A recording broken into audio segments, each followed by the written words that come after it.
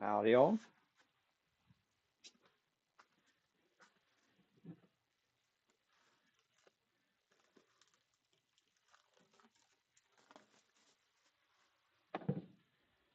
Didn't have my knife in my pocket, so guess what? Got a sharp tool. Can use that as well. What this is a piece of pear, Bartlett pear, actually to be technical. Try and line up the high points. This is actually fairly flat for whatever reason. I still want to get these upper protrusions in about the same plane. That's my thing. So from there, we're going to give it that trusty little spin to make sure that nothing touches. See what kind of speed we can get out of it. Probably not real super fast at this point. We're going to pick up a vibration pretty quickly. Will it allow me to go through it? Small piece. Did allow me to go through some of it.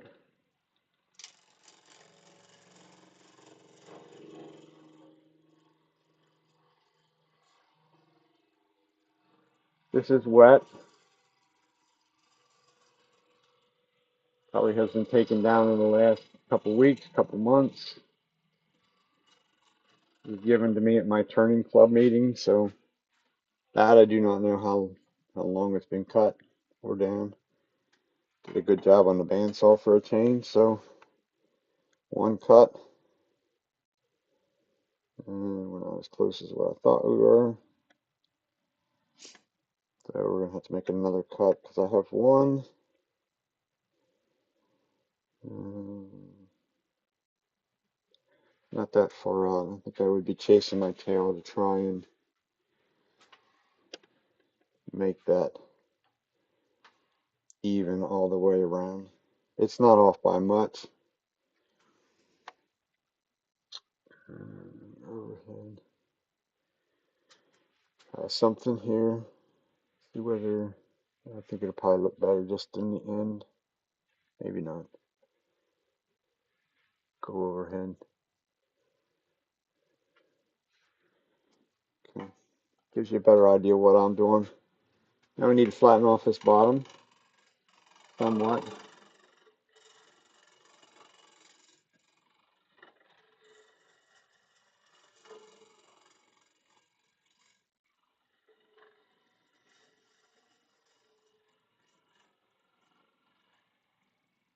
Gotta have a place for our tenant. And we will go with the bigger jaws. This is going to be a rough turn. Not going to be a final dimension kind of a turn. At least I don't think so.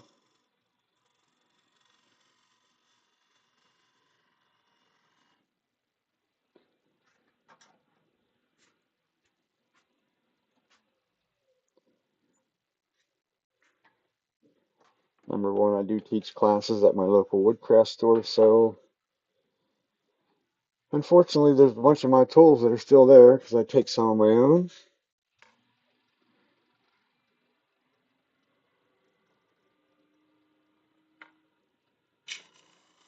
Get rid of the corner. For me, I get rid of it and start to make a curve right off the bat.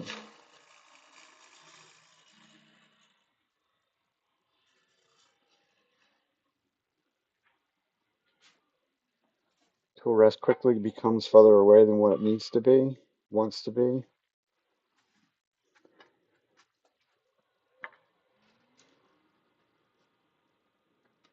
Working with wet wood, everything sticks to the tools, everything else.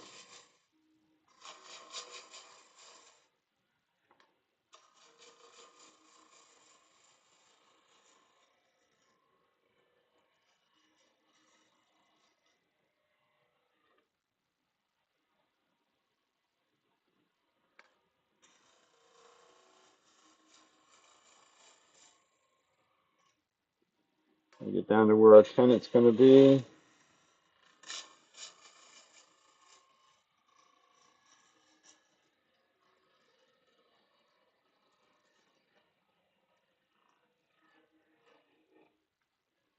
Nice flowing curve is the object of the game.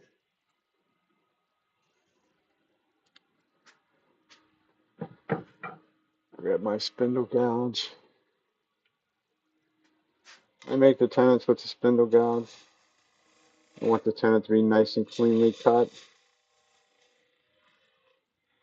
into that corner. I also use the spindle gouge while I'm here to clean up this little bit in the bottom. Kind of a shear scraping cut. This is going to be a rough turn. I'm not necessarily worried about the perfect finish. I don't want no huge amounts of torn grain or anything like that. Just nice and smooth, relatively smooth. This green wood getting a smooth cut on green wood is very easy. It's softer, it's lubricated. If I was so minded, I could do a little shear scraping with the bowl gouge just to sort of clean it up a little bit more up in that curve. Really is kind of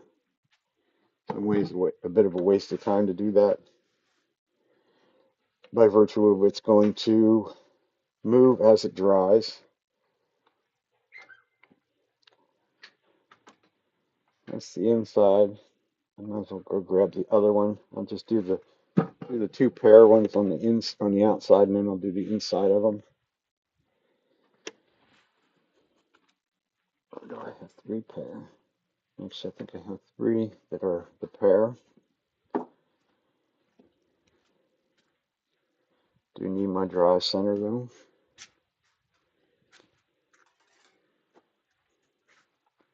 Two fingers on the drive. Tap it out from behind. Sharp points, you don't want to stick your fingers on the end. Nice firm grip so it doesn't hit the floor. And knock out some of the tips or points. Wooden mallet to drive it in. You will find it's driven in there very hard as to where it stays on there without any help. Live center comes up. No point in the live center as well. Just a little snug. Get our plastic off. The reason they have plastic on, I took the time yesterday to process some logs.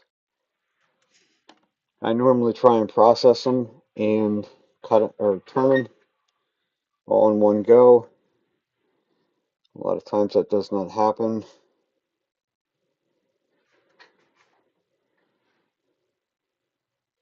So the plastic will stop them from losing a bunch of moisture in a day or two or a week or something like that. Be a little bit careful how long you leave them in the plastic. They will start to grow mold and get funky rather quickly, depending on the time of year. These are plenty wet. Am I going the wrong way or what? No. That's our high point, so it needs to go away. I was going the right way. For me, I just think this makes them a little bit more pleasing on the shape, that everything is sort of on the same plane. At least I try to. I see lots of people just throw them on there sort of willy-nilly and go at it. That's not my game, put it that way. As you can see now, it's really all funky and all out of whack, but it's okay because we're gonna get what we want out of it. Drop the speed way back, bring the speed up, looking for a vibration. There's a vibration there. Can we go a little bit faster and go through it? The answer is yes. I like the speed while I'm turning. For me, by all means, if you're not comfortable with it, then go with the speed that you're comfortable with.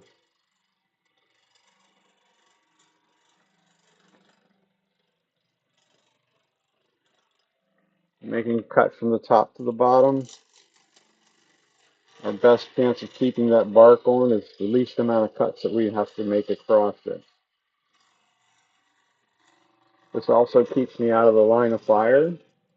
If something was to go awry on this piece of wood, as in split in half or something silly like that, then I'm out of that danger zone. Check it one more time. See whether we're happy, and we are happy enough. Almost looks like it could be a little figure in it.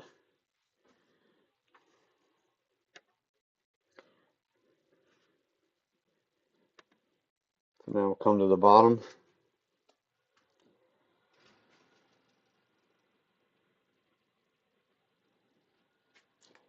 Flatten out the bottom.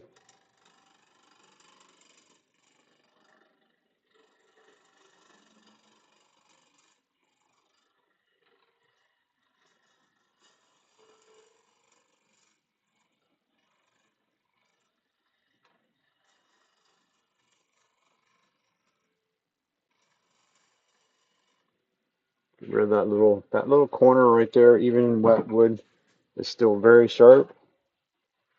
If you were to do something and accidentally touch it, it will cut you. And it will cut you very quickly. And so we just eliminate that issue right from the start.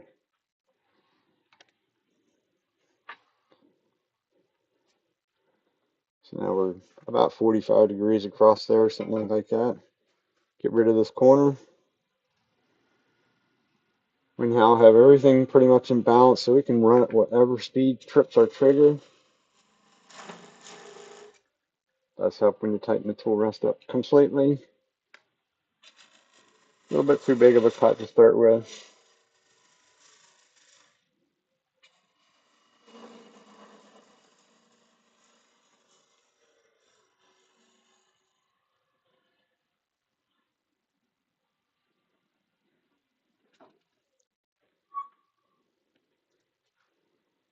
And keep moving our tool rest to keep things fairly close.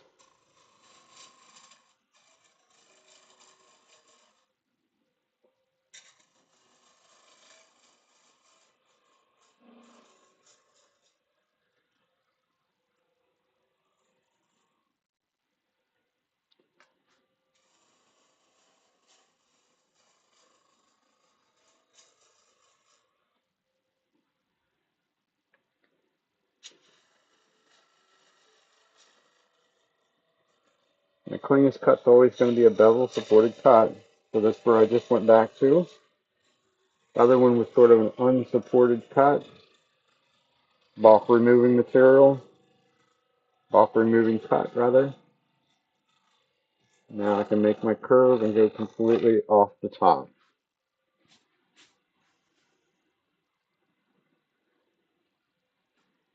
This one's a little thicker than the other one was. Let's see what happens. And make our pennant, and we will blend that in to that area.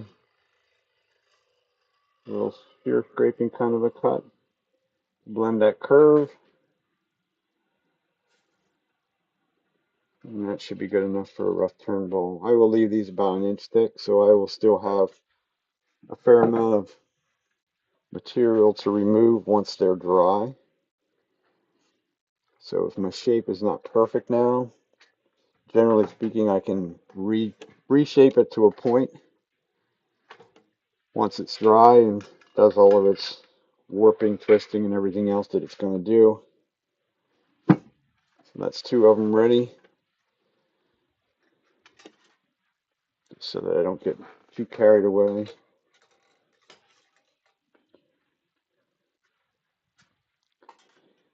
On time wise.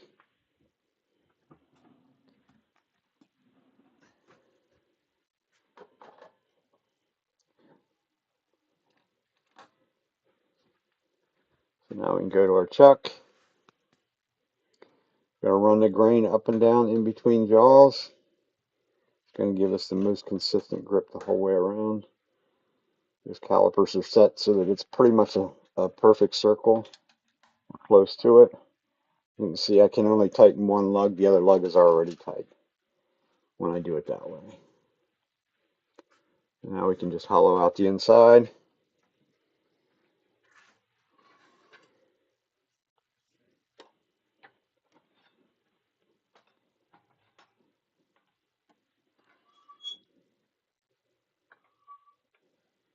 Bring our tool rest up close, relatively close.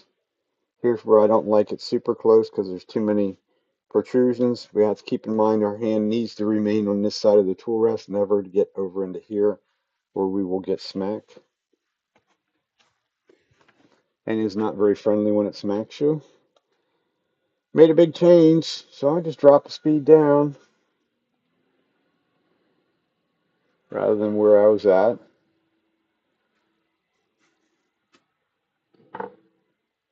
And then we'll proceed into hollowing inside.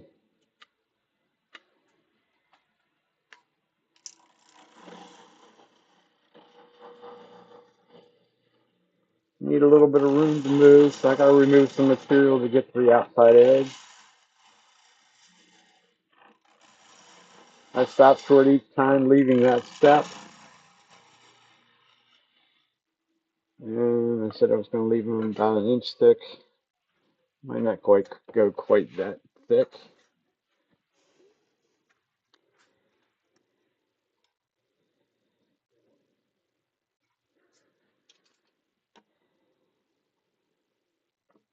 Yeah, that's pretty much right on an inch right there.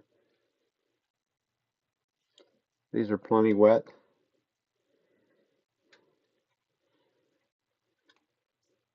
So yeah, we'll leave that. And I'll set my calipers so they're just a little bit bigger than that area, so that as I run them around the inside, I'm looking on the outside. I need these to be very consistent thickness wise. Gives me the best chance for them to dry without cracking. Because if we're uneven when we're doing these, then we're uneven. This is going to be an issue. The camera's going to hit me.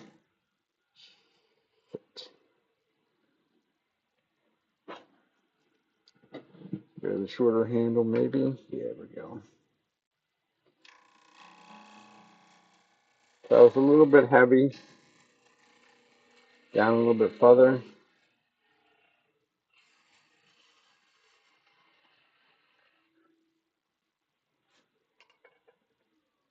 I went down there about an inch. I'm going to stop and I'm going to check it to make sure my little brain is working the way it should be. So down to the first little ridge, it's good.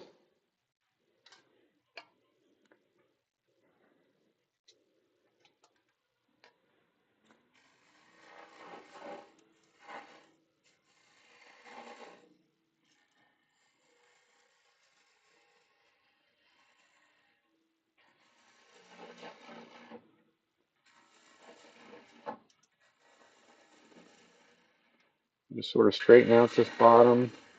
Bottom is actually sort of going to be flat right at the moment. That just gets my material, the material in the middle out of my road. This way I should be able to continue curve after I check it one more time.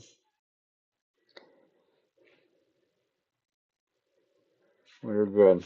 If the bottom's a little thinner than the sides, that's a good thing because there is a tenant down there that has to dry as well. Not much left to do. Just blend, basically going to blend this curve into the bottom, and we're going to be good.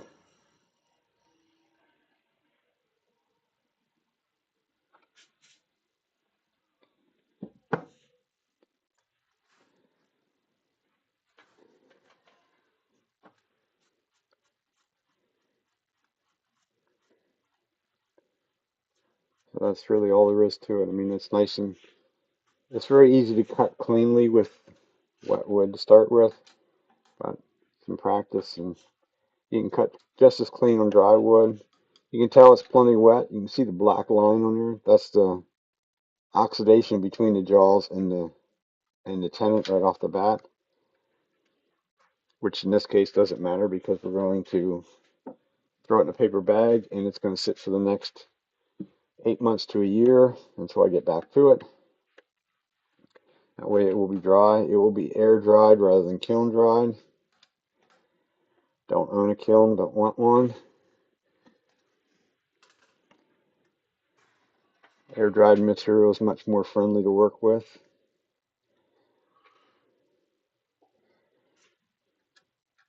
Bring our tool rest up. You see me constantly checking to make sure what we're doing. Drop the speed down.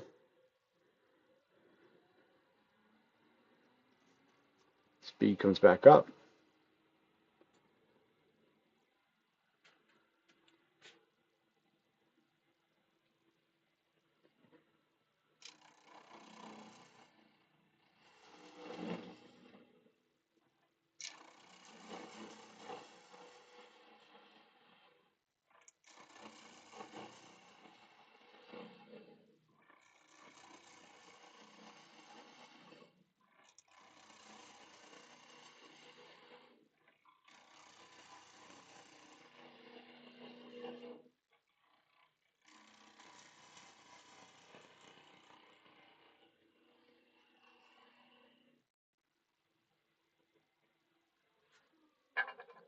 So that should be the top part of our wing established, depth-wise, or thickness-wise.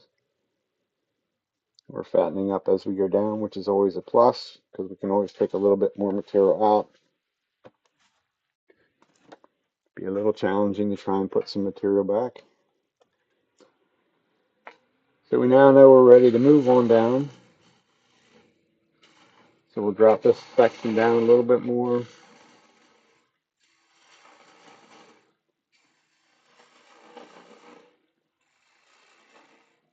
We know we're good up into in that area right there. If I go back up in there and pick up our cut, trying to mirror the outside. My method for mirroring the outside is my body is turned sideways. My right hip is up against the bedway so that my nose is pretty much is right here. So I can look with my left eye and my right eye to visually see this thickness as we go down. We're deep enough right there already. Keep forgetting these are so shallow. Do need to make a little bit of an area right there. It's a little bit on the thick side. And don't go any deeper.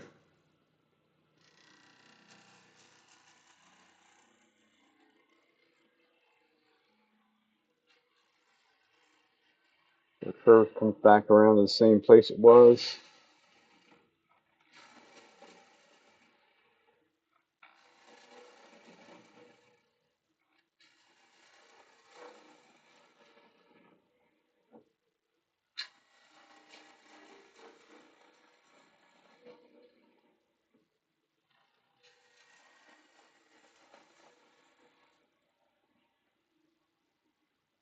Complete the curve.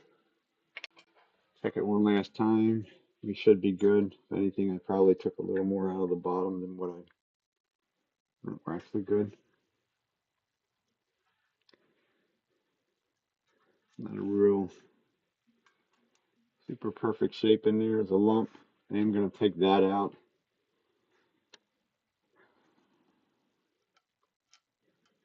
One of the issues of working with wet wood, it does stick to the tool a little bit. You have to scrape a little bit off the cutting tip as we go.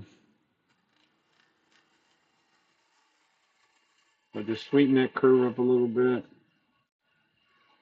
I can afford to take a little bit out of the bottom because of the tenon.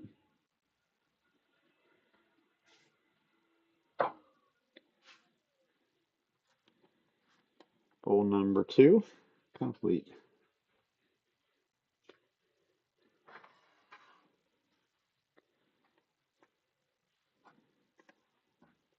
Not a super big pile of chips underneath my feet yet.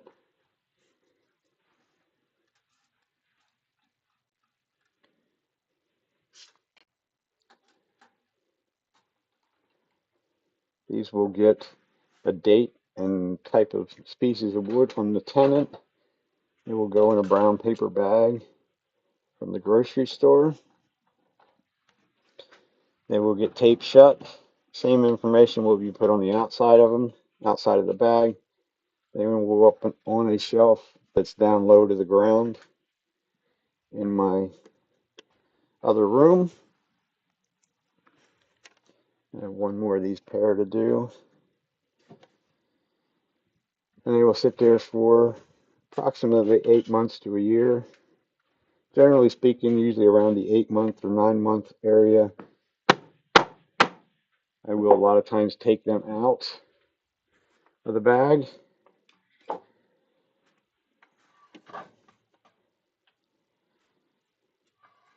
and then leave them sit on the shelf. By then they've lost the majority of the moisture, any of the real big moisture. The big moisture goes away actually fairly quickly, within a month or two,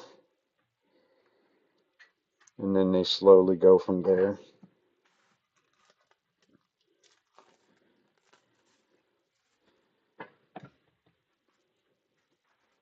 If and when you pull them out at that 8-month mark, something like that, 8 to 9 months, you have to be a little bit careful and not just stack them on top of one another, because they are still moving, they are still losing moisture. So as they move, they may very well stick to one another.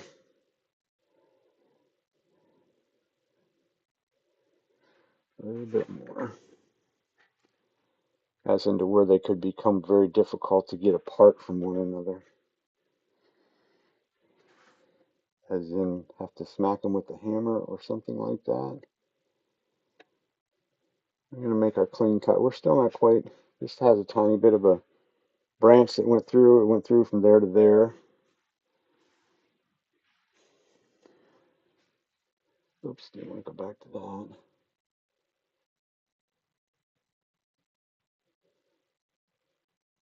I guess we could move the camera over a shade. There we go.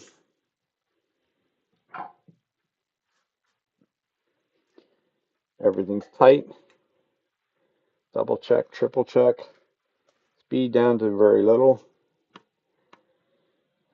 What we're looking for is a vibration. These little ones are really fun to do this way because you can almost always get through any vibration, get our speed up to a more likable kind of a speed for doing a natural edge piece. At least a more likable speed for me. Put it that way.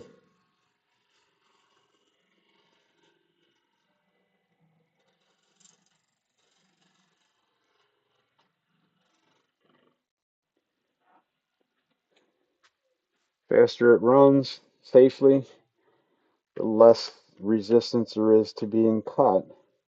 So that's the name of the game. And we're off by about a quarter of an inch. I think I'm just going to leave it at that. That's close enough.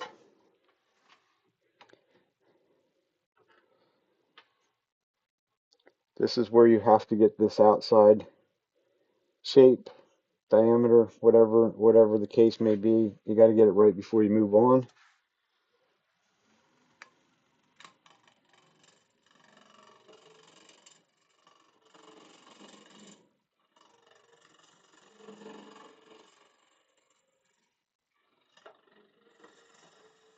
Or a simple pull cut is what most people would refer to this as. Pulls over in about 45 degrees.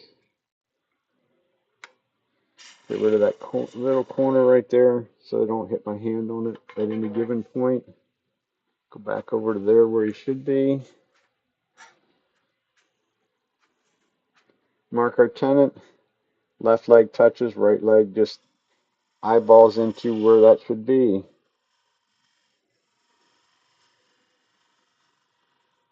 Cannot have that right leg touch the spinning piece of wood, or you'll be picking the calipers up off the ground. Hopefully not in the side of your head or something like that, but it is not a good thing to touch that side. It will not end very well for you.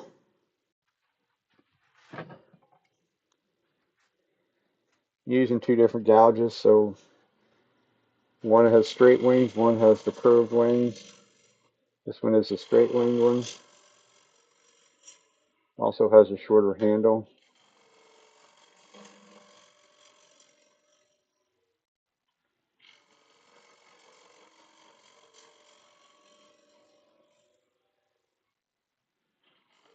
We're getting rid of the corner and starting to make our curve. I kind of do this all in one sort of tail swoop, as you would want to say.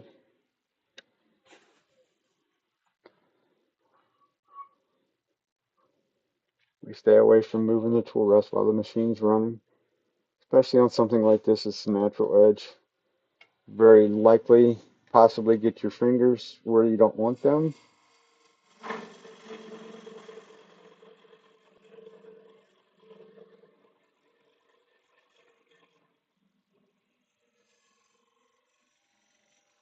I'm not trying to go 100 mile an hour. I'm more in control when I take my time, which is what we need to be. Need to get our area for our tenant in there established.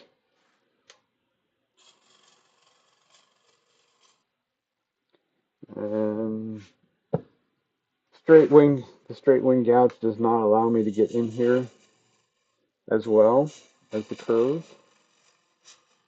So just switch back over to that. Get this curve going in here where I want it.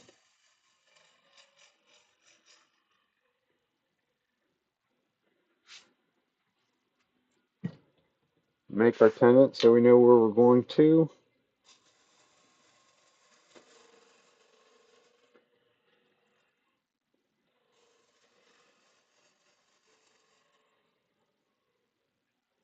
Blend out a little bit. Now we should be able to sneak back in here as far as what we can. Pick up our cut.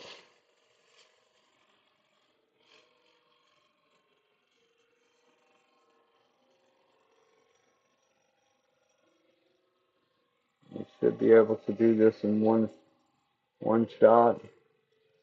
If my body's not in the right place, which it wasn't totally in the right place, I'm just going to stop, readjust my body so I'm comfortable. Pick up the cut where I left off.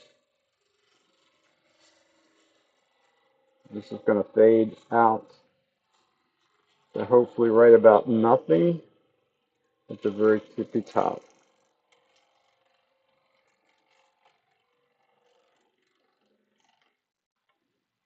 And off the top edge. It's not the curve I'm looking for.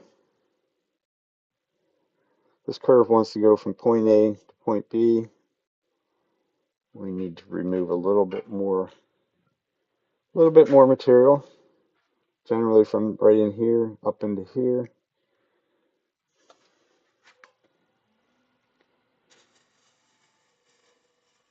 And it won't be a ton of material.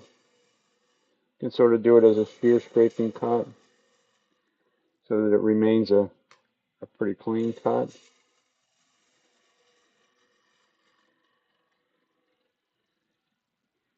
Certainly clean enough for a rough turn bowl.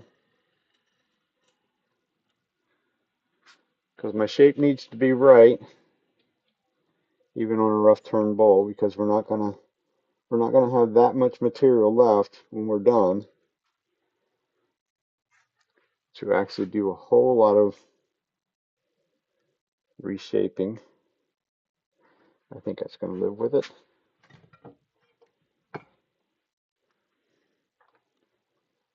I didn't quite realize that there's actually 3 of these are the same. I would have done all 3 of them. Makes it a little bit more productive for you. If you got 3 or 4, however many bolt blanks ready to go, it's kind of easier in the process just to do the outsides of all of them and then go back and do the inside. At least that's what it works for me. If you're just starting out, learning to turn or something like that, then just do them one at a time so you get used to what it takes to switch things around. Last little bit, we're going to give that chuck a nice snap. And hear the thud, means it's locked into metal to metal. I do not use or recommend any of those nylon washer type things in there. They're not precise enough. I clean the top of my tool rest too a little bit. Little Scotch-Brite pad. So once again, we're working with wet wood, so it likes to stick to things. I want my tool rest to be as smooth as possible. Can even put some wax on there if you're so minded. Come back into where we think we want it. Always giving it that spin. Got a little too close there. Have to have room for the bevel, because there is a bevel on the tool, so got to have room for that to sit beyond the tool rest. Major change, we slowed down. And then we're going to go back up to the speed that we want.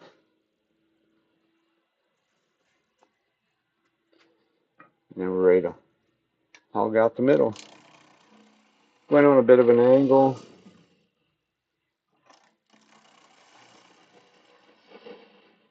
Gets me some of the center out.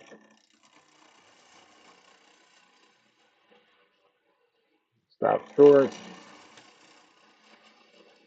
Again.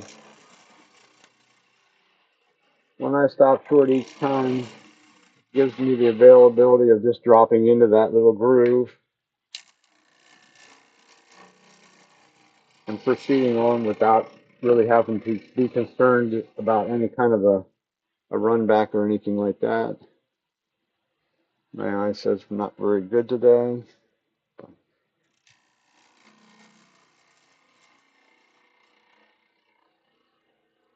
Once again, there, the final cut, I got my body in position to look. Nose here, right side, left side. I can literally see the gap in between, especially since there's wings there. It works for me. I try and teach people that, but it's, as most of them have said this week so far, it's like, I gotta practice this a lot. I'm like, yeah, you do. But if you're willing to deal with the green wood, wood is free or semi-free.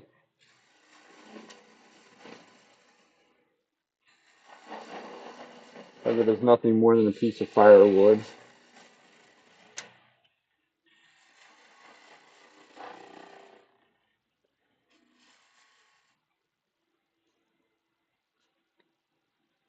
The reason I stopped right there, I did not pick up my cut where I left off. So it's more advantageous to make things right the first time. So I just simply stopped and went back. Part of the reason is because when you're doing this natural edge stuff, you see there's a lot of the shavings and dust and everything else likes to stick to the top area. I still missed it because there's still a line there, but so we're going to stop and check it. It's too thick anyhow. So I still need to come back up to that line, pick it up, go a little bit, sort of a little bit straighter, slower curve to take out material down in this area.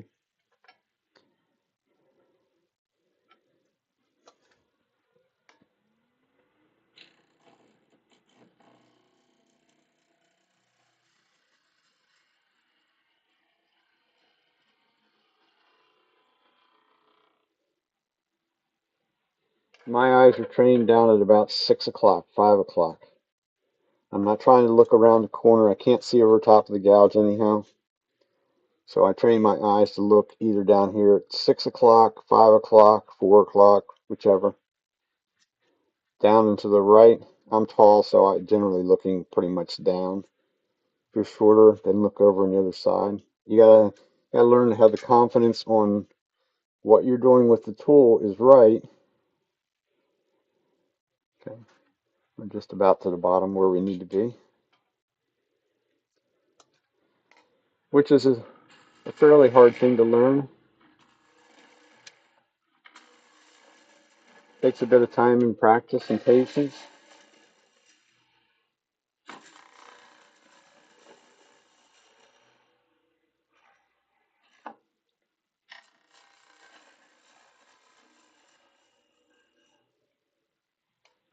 And we know we got to come back up in here. We can use the back of the tool to clean that area off too.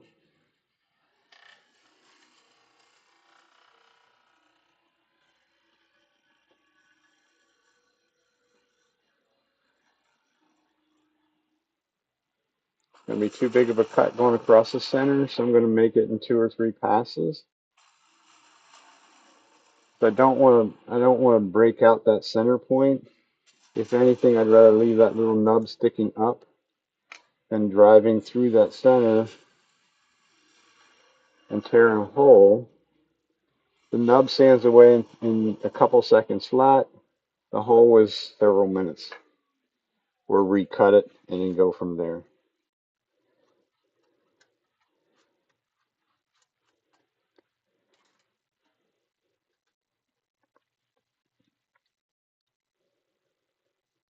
We're actually very consistent the whole way down, which also means I could probably take this one more cut down in here. It's not necessarily the curve I'm looking for anyhow, and remove just a little bit more out of the base.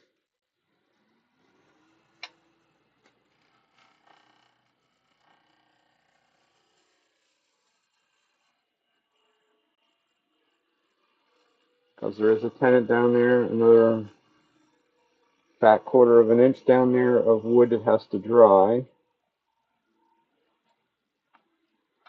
Preferably dry without cracking.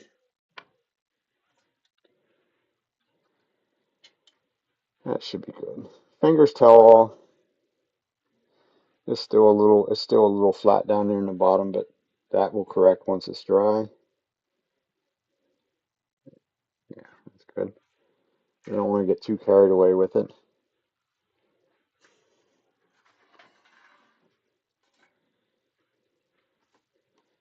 Keep the wet shavings off the bedways as much as I can.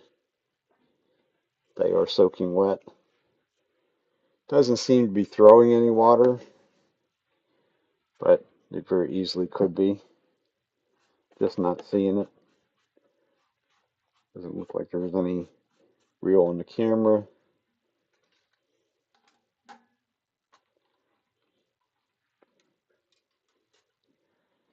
As you can see by there, all this dark area here, this is an end grain right here. All that dark area is water coming out. For whatever reason right there, there's not. On the opposite end, it goes almost the whole way up. It is plenty wet. If you touch it, it's cold to the touch. That is a given sign that there's plenty of moisture in there.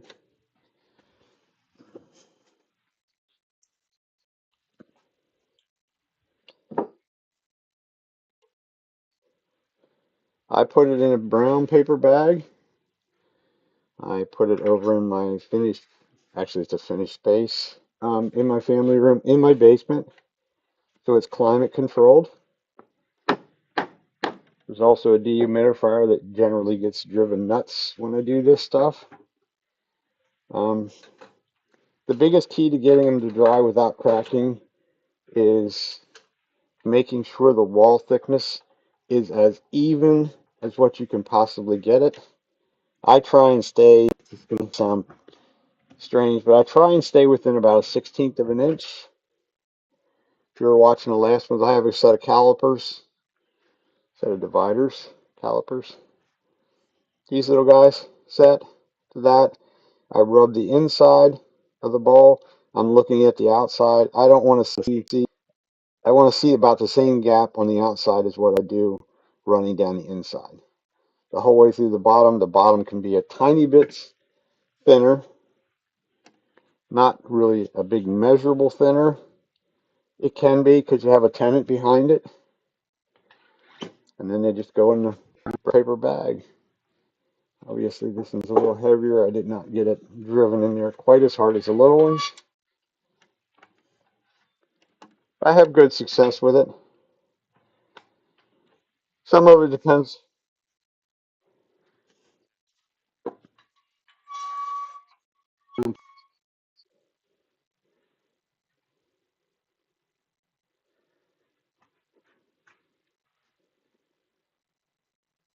Okay, well, the reason I'm not a walking stick maker, walking sticks are generally made out of like the viney stuff and things like that.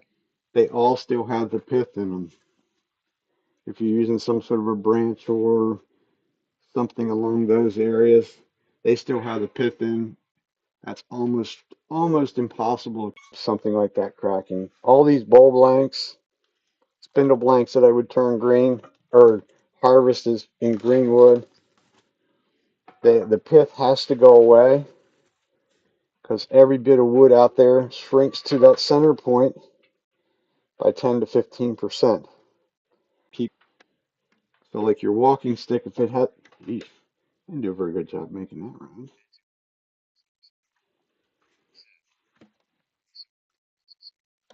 Yeah, the wood shrinks to the center, which is the pith. It always shrinks to the center. This one's going to be a bit of a slow go. How are you doing, Pat? Okay, well, that's pretty close to where it wants to be.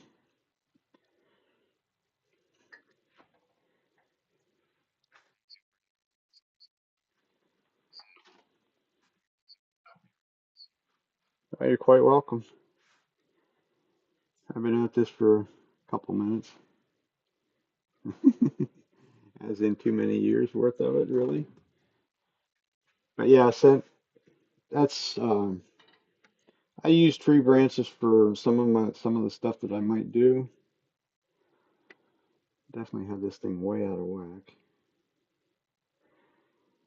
Thinking maybe my how I get this circle is I have a cardboard poster board type cardboard template that I put in there. I drive a nail through it, and obviously I missed the center point. So this one is going to be a little bit more of a slow go. This stuff is about as fresh as what you, almost as fresh as what you can get as far as wood goes. This was cut last Tuesday. I picked it up at my turning club meeting on Tuesday evening. And he told me, so I just cut that today. Okay. So unfortunately, our speed is going to be very slow. So that means our pace is going to be very slow. Because whatever reason, I didn't do a very good job with that cardboard template.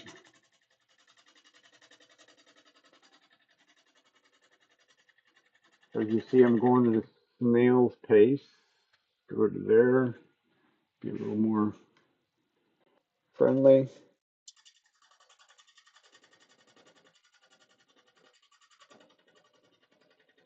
This is persimmon. This is kind of a new adventure for me. I can't say that I've ever had any persimmon. Turned a little spindle piece yesterday in wood, a tree, and it kind of seems like it's going to be one of those woods that's kind of stringy.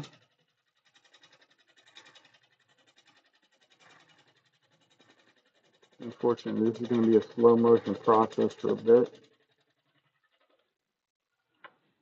Because I can see the where I'm standing at, and you can't necessarily see it. The ghost image that I see underneath says I'm still close to 3/8 of an inch away from being round.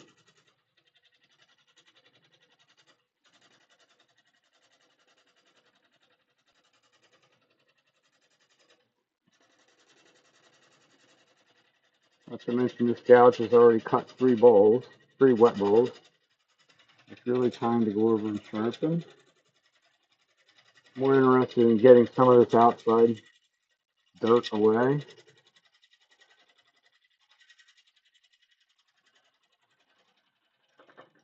Now let's A lot of people talk about that. Let the wood speak to you. Yeah, okay. This is to me. This is a natural edge piece. These two high points for me, I want them the same. I'd really like to have both low points at the same plane. I just think they look nicer that way. There again, that's kind of my opinion of it. In some ways, yes, the wood will speak to you a little bit because you need to get rid of any defects or something along those lines to get the final shape that you want.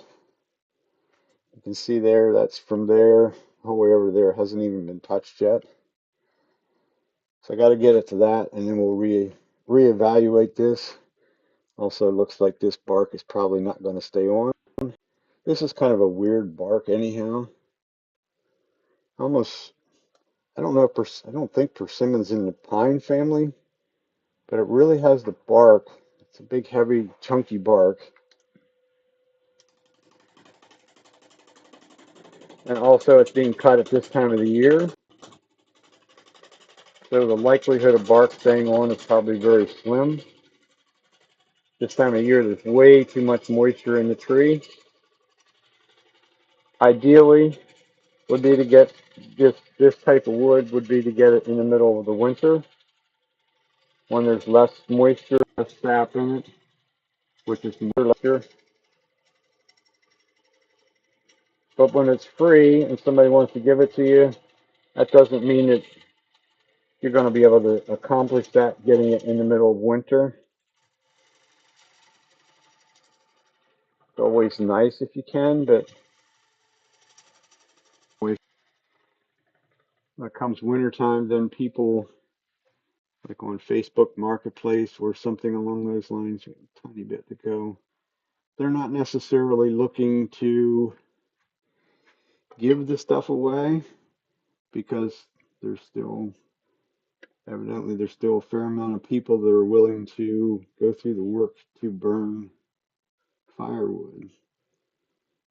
So before I go any further, these two top points line up.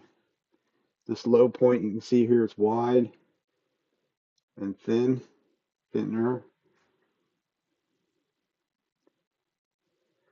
So I'm going to move it again. That's also why there's no center point in that live center. It's just a cone. This is actually what comes with the Laguna.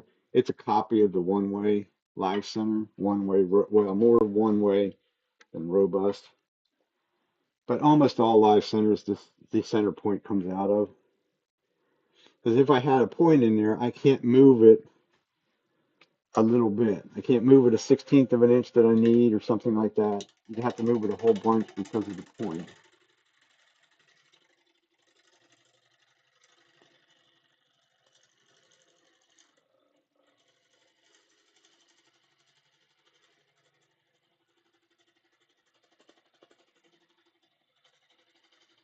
I am sort of tapering this a little bit as I go down.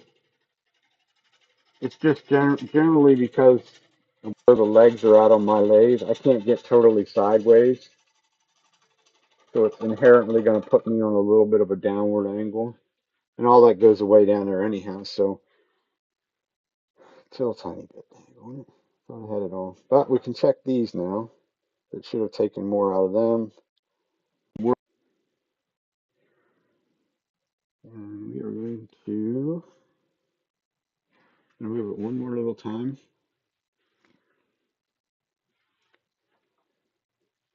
This is kind of me. I like them to be even. It also makes them easier to turn when they're even because I can get the speed up higher quicker. So when we come over to the fat side, we cut the whole way down in here, not up there anymore. So we'll give it a whirl. We're not right this time. I'll probably just leave it alone.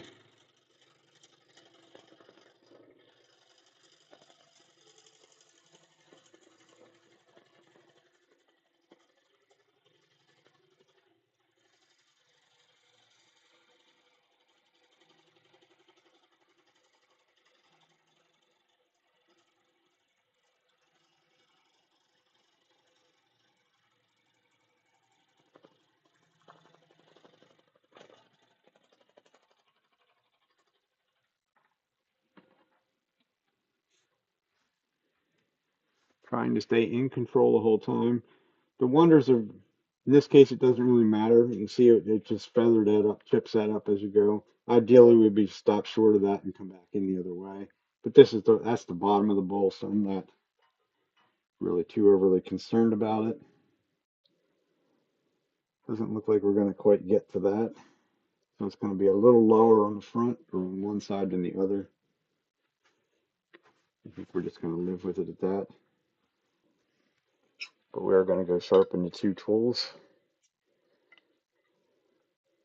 and clean the gunk off the two tools before I do that.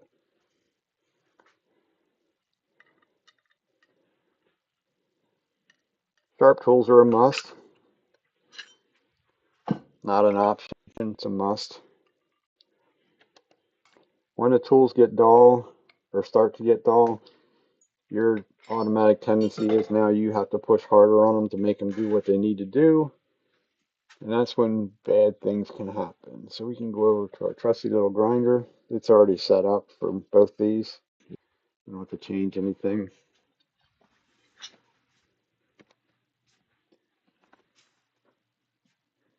I have made, I gotta take the face shield off.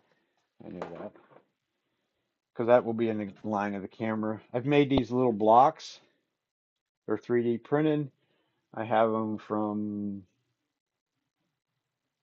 25 through 65 at 5-degree increments. They simply lay on the platform, go up against the wheel, and you can set your platform consistent every time, which makes life a whole lot easier. The more you change things, the more steel you're grinding away. Tools are not free.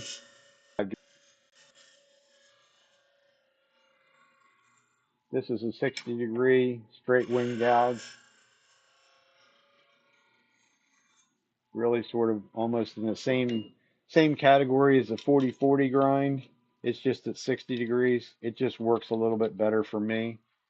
That actually, if you were able to see this one up close, you'd say, well, that looks really weird because it was set at 40-40. And I've decided that I like the 60 better. This works a little bit better for me. Gives a very, very clean cut. Very small bevel, very small cutting bevel. I have my half-inch ones are over at the Woodcraft store where I'm teaching at this week. So these are all 5/8. Not necessarily the size of tools that I normally use are all half-inch. Let's go back to there once. Mainly the reason for me, the half-inch tools, they're lighter. I can still make even though it's a half-inch tool, if this is in grain wood, I could still probably take a half an inch cut without any problem. It's just they're lighter in weight. Shorter handle, lighter weight. They just work. They sort of work better for me. Personal preference, again.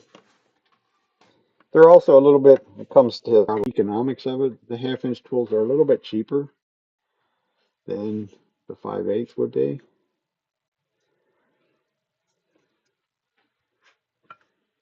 So now we're back to flattening out the bottom.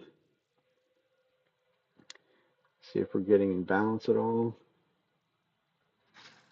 No.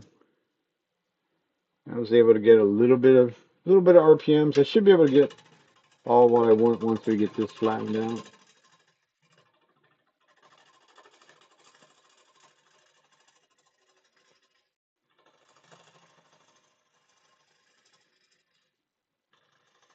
That right there would be a non-bevel supported cut.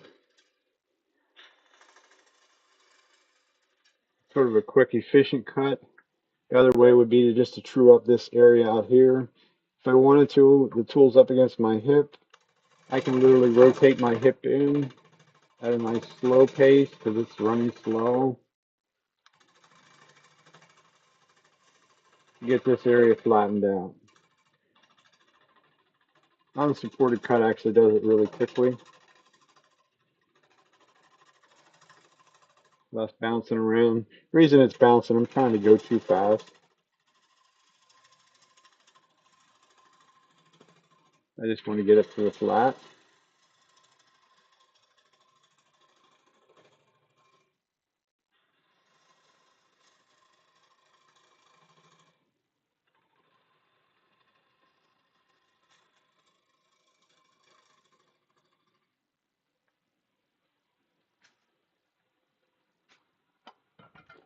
From there we can mark our tenant. This is about a 3-inch tenant, something like that.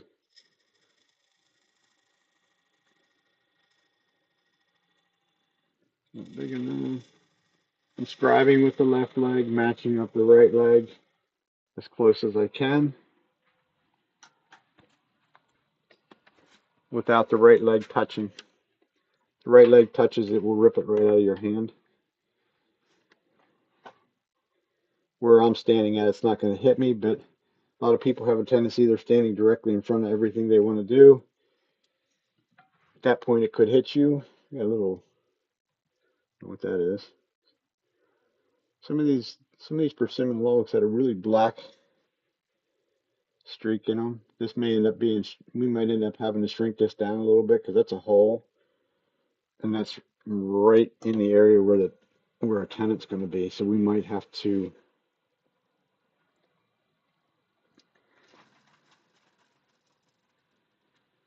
see if I can squeak past that vibration. I still have a bit of it.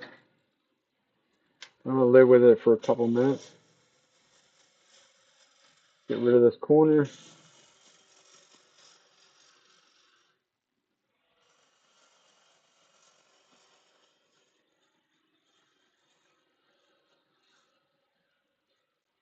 This is also where you get to get wet if you're using wet wood like this is.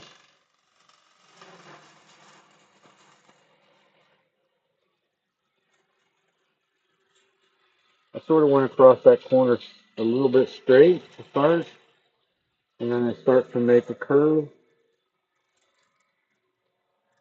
Curve needs to be a lot more abrupt than that, of course, but it's a curve nonetheless, and I'm removing some waste material. We're going to stop and move the tool rest. You will see plenty of people move that tool rest. I am probably just as guilty as the rest. It's not a good practice to get into. It's a better practice to stop the machine.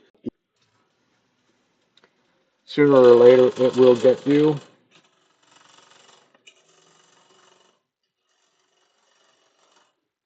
Could also ruin the piece, break a tool rest or something like that.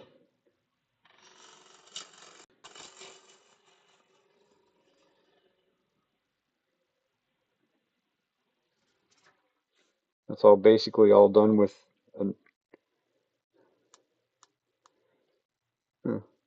whatever that black stuff is. It seems like it's solid. So I think we're going to leave it alone. I say I've never turned this stuff, so I really don't know what that is. Creating my tenon with the spindle gouge. A little bit of a shear scraping type cut with the spindle gouge coming up and away from our tenon. Clean this up a little bit here. Knock that razor blade sharp corner off. All the sharp corners need to go away, in my opinion. If they're there, like in that case there, that sharp corner is going to be the very first thing that dries on this bowl. So the likelihood of that cracking is fairly good.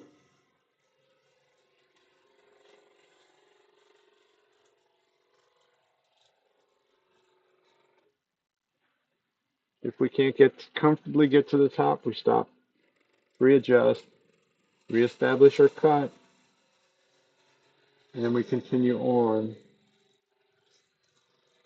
Definitely a time you better have your face shield on, because when we cut up across this bark, if it's even remotely loose, it's coming at you, and you are not quick enough, definitely not quick enough because you won't see it coming, that it smacks you. Like I said, I don't have much faith. There's already some of it fell off. As this dries, probably the rest of it will pop loose. I will leave it on there till it dries though, because it's not loose enough that if I push on it right now that it breaks off. But most likely until once it dries, it will probably fall off because the bark in the wood does not shrink at the same rate. Especially seeing how the bark is this bark layer and this little line underneath it is where all the water and nutrients go up through a tree. They don't go up through the center, they go up through the outside and wick their way inward. So the most amount of moisture is right underneath that bark. One last thing before we turn it around. Oh, that's pretty cleanly cut. It's a little ridge that was left there. We can shear scrape with a bowl gouge. Handle is really low. I'm using the bottom wing and just sliding up across. We still want to go in the same direction. We don't necessarily want to go back and forth because if we go downhill towards the center, even like that, there's a good possibility that you're going to stand grain back up. I left a ridge up here that I'm going to get rid of.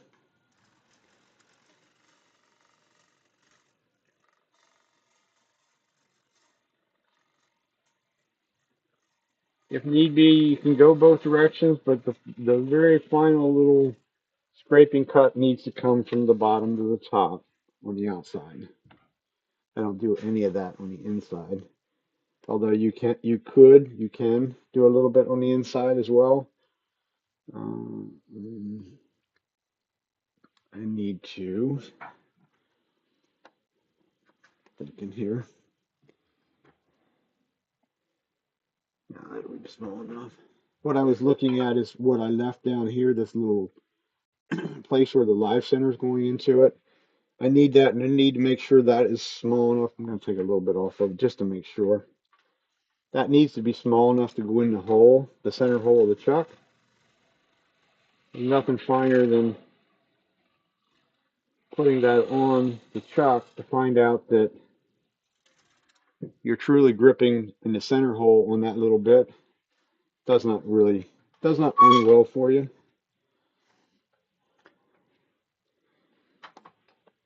One of them things that been there, done that. Can't figure out why it doesn't what doesn't look right, and a little research shows that is gripping on that little center point. We know very good and well that's not a strong enough grip to turn a bowl. Small, that would be way too small of a tenon.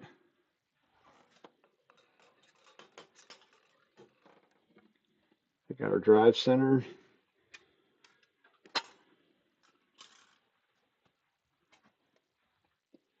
Go back to our chuck.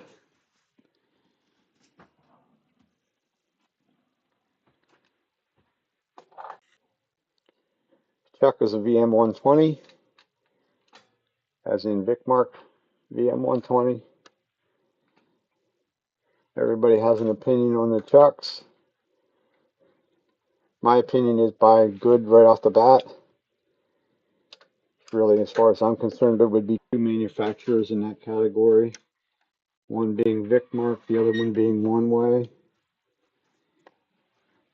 I chose the Vicmark many, many years ago, and that's what I stick with.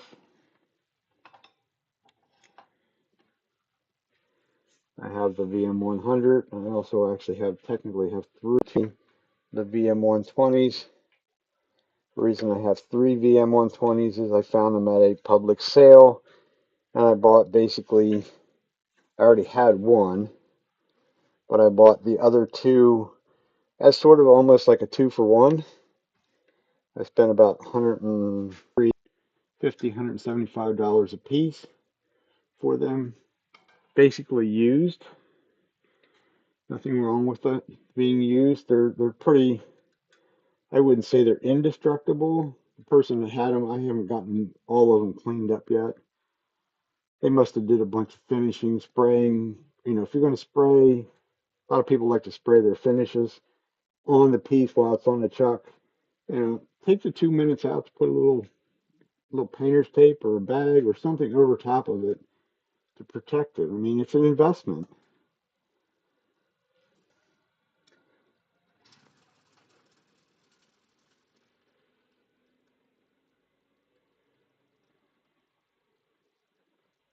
This is kind of a little bit strange because it does not want to, I still got a vibration in it. It's very unusual. Usually it's, once you get things round and evened out, you usually get rid of all the vibration. Gotta have a little bit of room to move, so I dig that cone out of the center. Not super, super deep. I'm not going to the center point because I want that center to stay there. That gives us our support.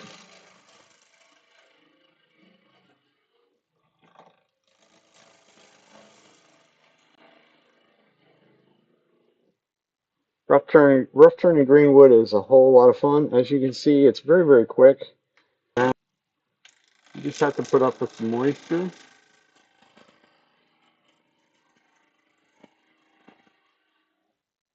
Even in the processing part, I processed like not eight, 4 logs yesterday. Some of it got processed down to this point. So I did spend some time because it's wet. Uh, we're going to leave it at that. So we're not down to there. It sticks to your tools. It also sticks to a bandsaw blade, the wheels. They only cut a handful of pieces really. And then you're off to cleaning the wheels, the blade.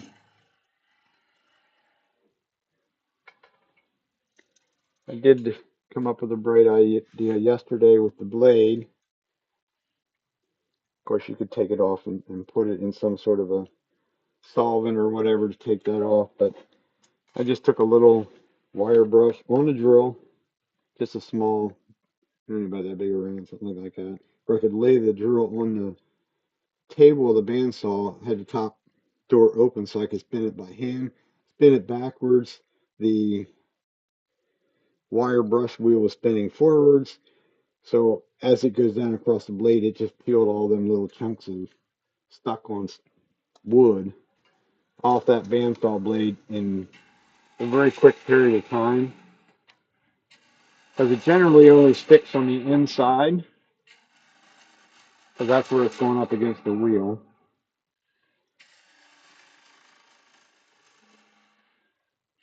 And with the teeth are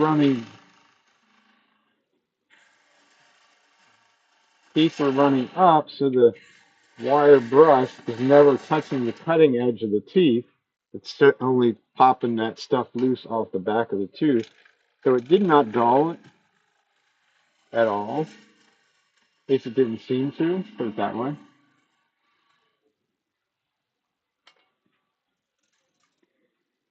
This is where we cut a little bit. Check it. Person that was asking about getting them to dry. This is how I get these bowls to dry. So right now, I'm able to slide that down the whole way. I really can't give you a view of what, don't think. Let me see something once.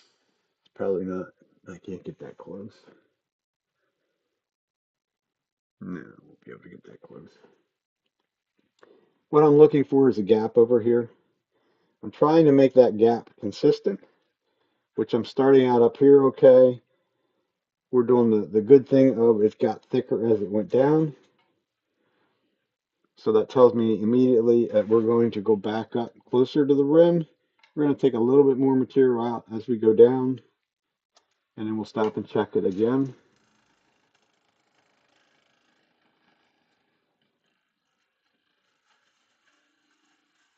And it's not a huge amount by any means. You can see by the size of the cut, it was probably less than a 1/16 of an inch cut. But that's really all that I needed out here.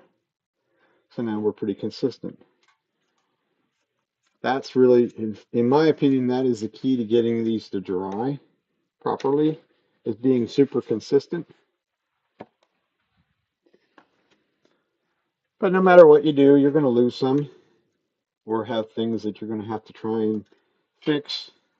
You may crack and do all that good stuff. If it's really worth a really worthwhile piece of wood, then you can always fill those cracks with epoxy, which is another challenge in itself. Trying to get epoxy to stay on something that's curved. Use a bunch of, use either packing tape or there's a tape out there called duct tape that the epoxy doesn't really stick to it, or at least doesn't stick well to it. But it seals against the wood very well, so you don't make the big hunkin' mess that you can make. I haven't done this in a while, but obviously I haven't lost my touch. It takes a lot of time and practice to get to where you're matching the shape inside versus outside. But when you get there, as you can see, it makes life a whole lot easier. Nice and quick and easy.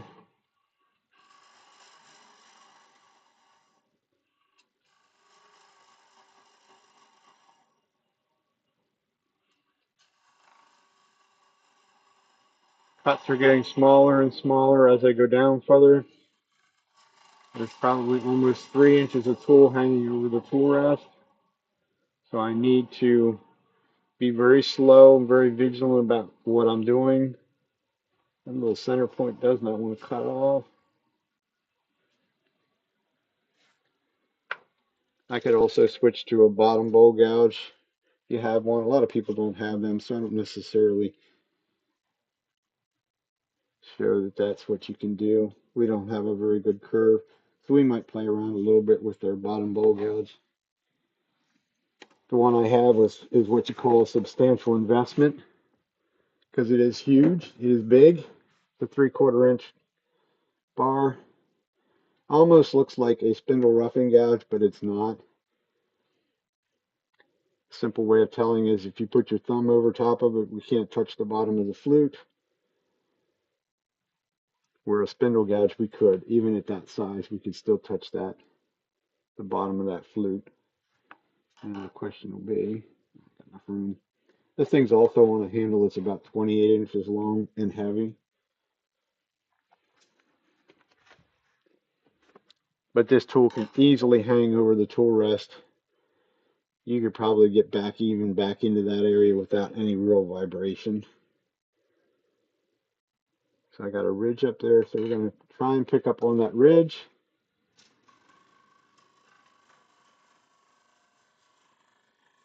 And rotate the handle. This thing wants to actually cut almost straight up and down.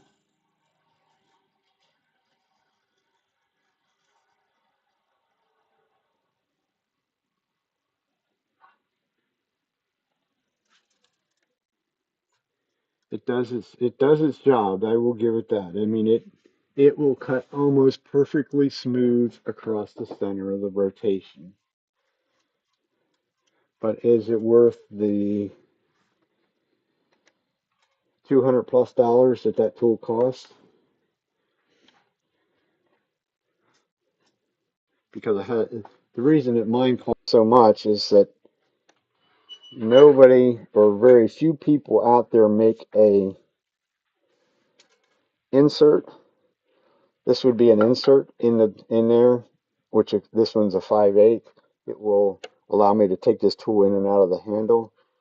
And when I bought the Gauss, I could not find anybody that had a 3/4 inch insert. That's a Thompson lathe tool, and he did not make inserts that big either. So that was kind of a bit of a gotcha moment in a way. So there's what we have inside. We still have that black, whatever that is. That's soft right there too. This thing probably could end up with a hole in it when it's done. I don't know. We'll see. Be kind of neat if it doesn't. It almost reminds you like that's a soft bit or something in that. I'll have to check with some people that actually deal with this persimmon. Like I say, this is new for me.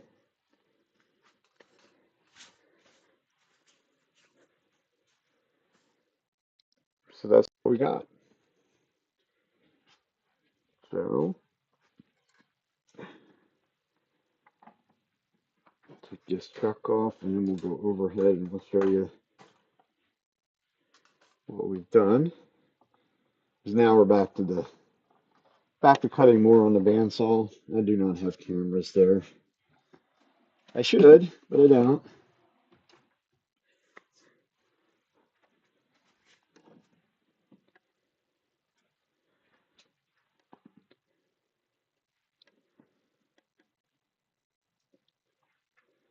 So,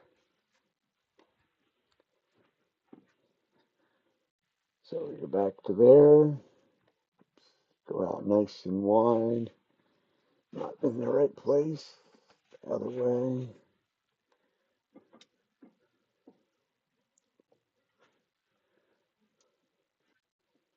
Come on.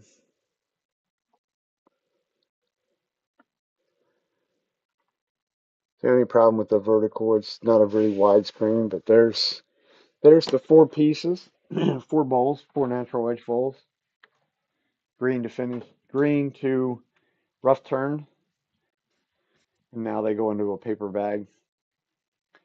Take a little nap for 8 months, 12 months, and then I'll get back to them when I get back to them after that. I try and keep a bunch of them on hand. Right now I have a whole big bunch, but it is what it is. And that's where we're at. And we are going to call it a day, a morning. I might cut some more. Will not definitely won't be back tomorrow.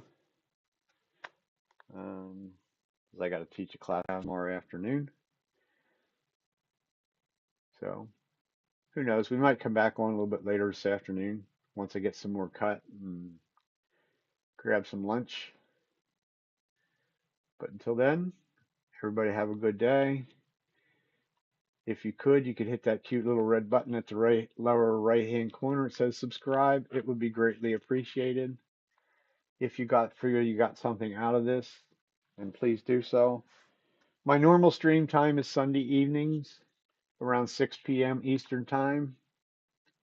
I try and do something different every week. I can tell you probably this week will probably be more of the same than what we just did, because I have about 6 or 8 logs, half logs sitting down here to be done. So that's probably what we will do, because they can't sit around forever. They are not sealed on the ends, so they can't sit around for a super long period of time, or they will start to crack, even in my basement where it's climate controlled. So, till next time, everybody have a good day, good afternoon, and we'll see you then.